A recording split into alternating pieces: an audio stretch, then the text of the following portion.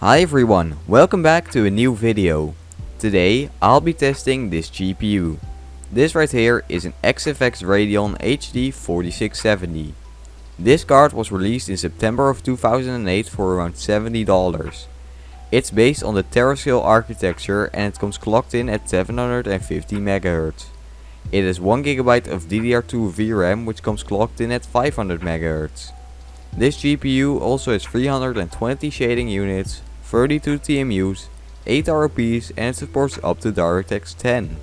Let's find out what this GPU can still do today.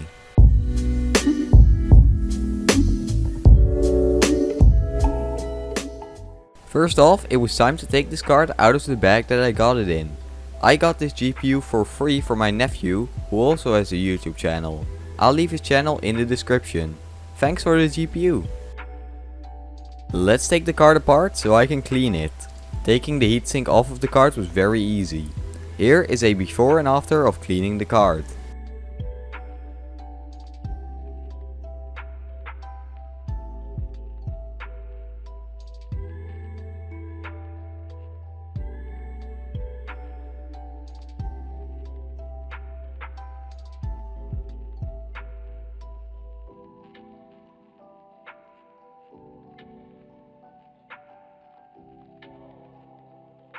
With the card cleaned, time to put it back together.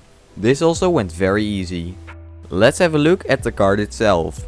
This card is cooled by this fan and it does its job well, as it didn't get any hotter than 70 degrees while testing and it remained very silent.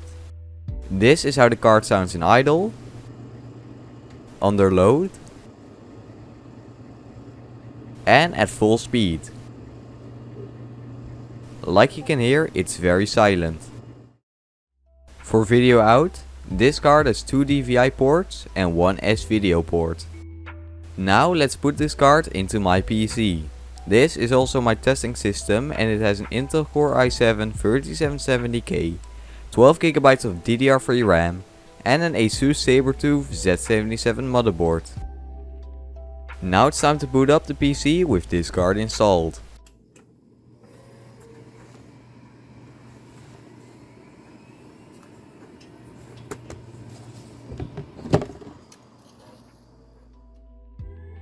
After the PC booted, I went ahead and installed the drivers straight away. This went smooth and easy, just like how it should be. Now let's run some benchmarks, starting with Userbenchmark. Userbenchmark showed that both the CPU and GPU were performing below expectations. Running Heaven on the high quality preset, the card got an average FPS of 5.7 and a score of 143.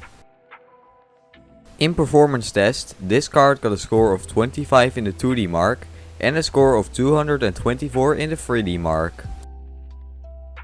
Now let's test some games. Starting with Minecraft on low settings with a render distance of 10 chunks, this card got an average FPS of 58 with 1% loss of 18 FPS and 0.1% loss of 14 FPS.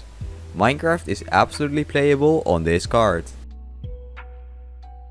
Roblox ran perfectly on the second to lowest settings. On these settings, the card managed to get an average FPS of 58, with 1% loss of 35 FPS and 0.1% loss of 2 FPS. Freddy Fazbears Pizzaria simulator was perfectly playable, although it was maxing out the GPU. The same thing goes for Ultimate Custom Night, this game was also perfectly playable. Euro Truck Simulator 2 also ran fine. On the lowest settings in the 1440x900 resolution, the card managed to get an average FPS of 55, with 1% loss of 38 FPS and 0.1% loss of 26 FPS. I had to run Bus Simulator 12 on the lowest settings in the 1024x768 resolution, and even at those settings this game was barely playable. The card managed to get an average FPS of 18, with 1% loss of 12 FPS and 0.1% loss of 5 FPS. CSGO ran surprisingly good at the lowest settings in the 1366x768 resolution. The card got a max FPS of 177 in the benchmark, while the FPS usually hovered around 75 FPS. CSGO is also absolutely playable. BeamNG Drive would not start due to DirectX limitations. Bus Simulator 16 would run using the lowest settings in the 800 by 600 resolution.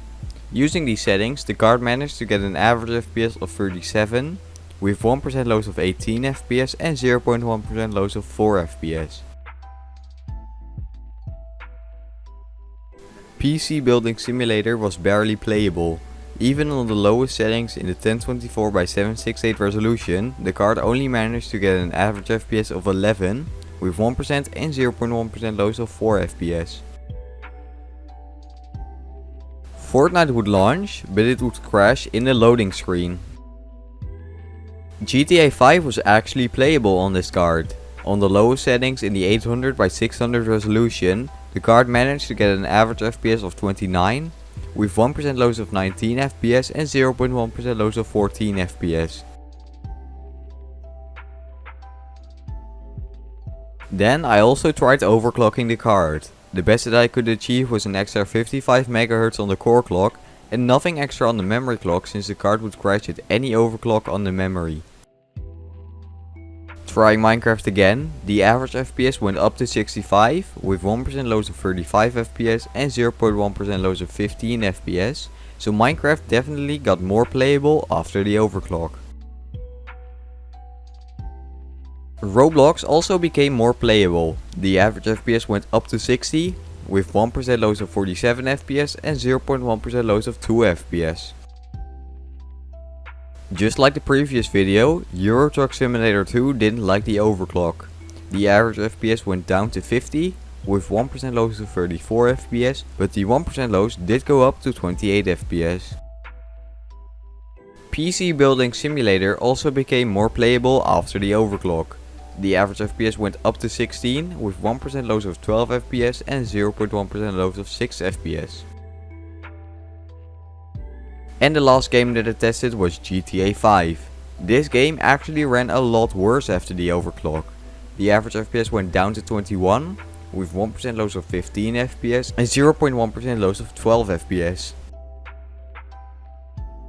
And then it was time to uninstall the drivers and shut the PC down. Now, what do I think of this card?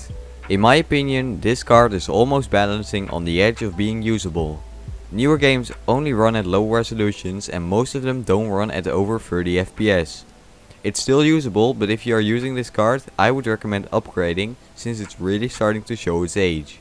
This card can be bought on eBay for around $15, although I wouldn't recommend it, but if it's the only thing that you can buy, you can use it. Just don't expect modern games to run well or even at all.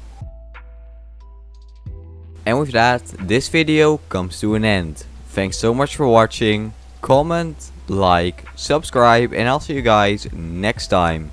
Goodbye!